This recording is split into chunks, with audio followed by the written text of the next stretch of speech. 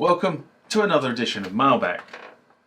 Remember, these are comments and questions that you guys leave on my channel that I do my humble best to try and answer, offer comment, or just throw out to the wider community for somebody out there to help you out.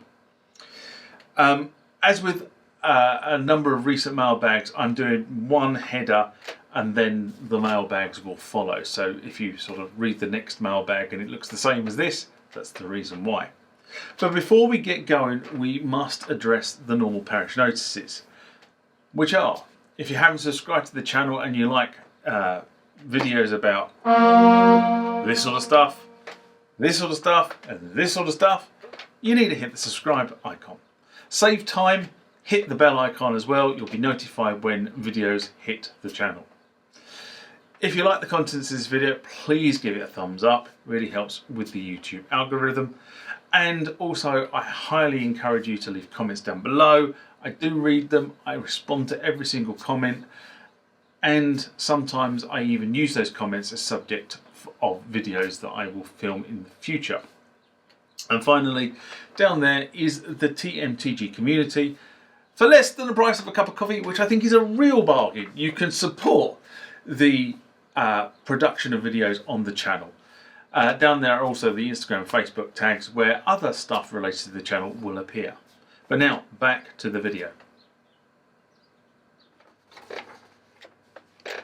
And the final one for this mammoth recording session I've done this afternoon is from Sean Curran. And it's in response to "My school has a gyro capture, is it a doorstop?" a video I did in March 2021. And Sean writes, "Good luck with Big Sur." For those that don't know, Big Sur is the latest Mac operating system. There were too many issues with Machine Plus, so I rolled back to Catalina.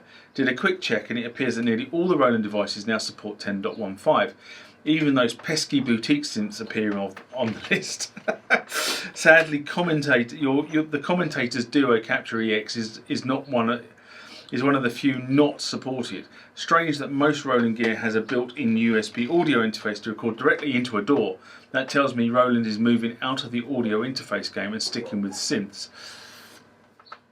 And Sean, I responded and said, "Look, your theory may well be correct, but somehow I think the answer is somewhat simpler. I don't think Roland is moving out of the audio capture market, although they could be. But I think a lot of the issue, and I've said this many times on the channel before, because 2 videos I did about updating the drivers to be Catalina compliant, and have you been screwed by Catalina videos I did over the last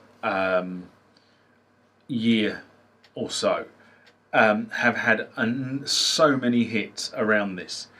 But I think, as I said, I think the answer is rather simple. Rather than code a driver for a 64-bit operating system and a 32-bit operating system, the manufacturers have chosen to code a driver which has the lowest common denominator, which was a 32-bit. In other words, the 32-bit drivers would work on 64-bit and 32-bit operating systems. Right? So the manufacturer has effectively coded one driver to work on both types of operating system. That's what they've done. However, with the end of 32-bit support, any driver written for a 32-bit operating system is no longer going to work. So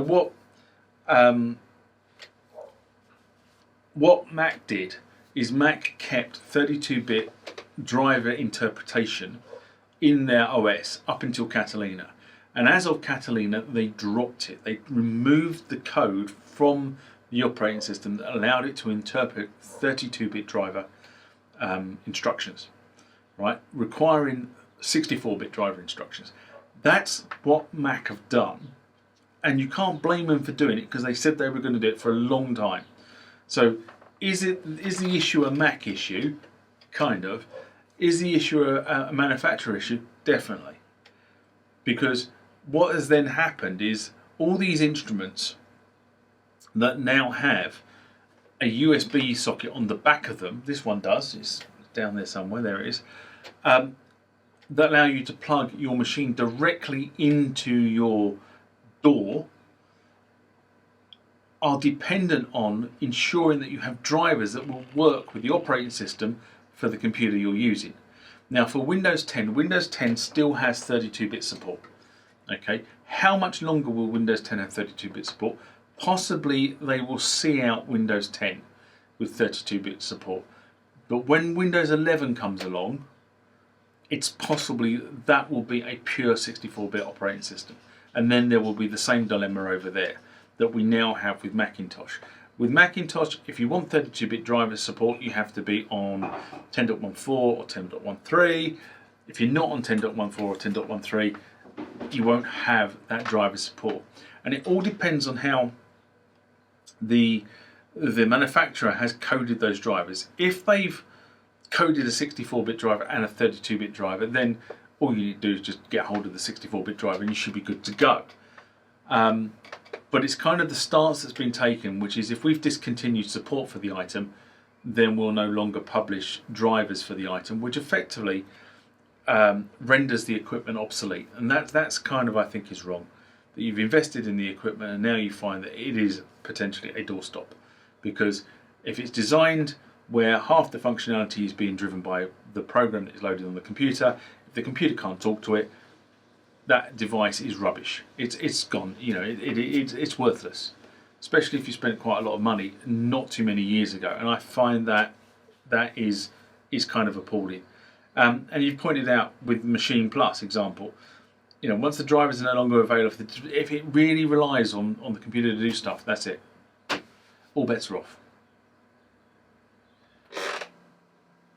The next one comes from Sean Curran in response to Who Owns the Name OBERHEIM, a SMR I did in March 2021.